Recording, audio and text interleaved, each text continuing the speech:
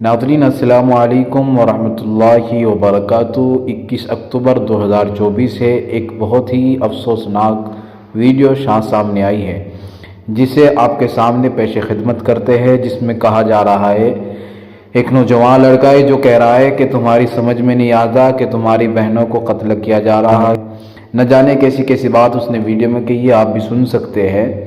और उसने बुर्का पहनने वालों को क्या कुछ अल्फाज कहे, आप इस वीडियो में पूरी खबर जान सकते हैं। अरे हिंदू लगा रहे हैं ना उधर, और हिंदू भाई वो लगाएंगे, क्या दिक्कत है? बुर्कों वाले से लगवाओगे क्या आप? हमारा हिंदू समाज बिल्कुल गया गुजरा हो चुका है क्या? हमारे लोग बिल्कुल बेतरफ हो चुके हैं क्या? किसी को समझ में नहीं आ रहा। हमसे ही कमा रहे हैं, हम ही खा रहे हैं।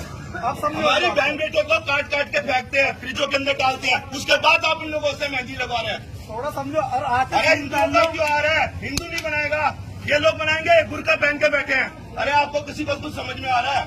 आज के दिन भी कम से कम सूट सलवार पहन लेते, एंटिटी दिखा रहे अपनी, हम बुर्के के अंदर काम कर रहे हैं।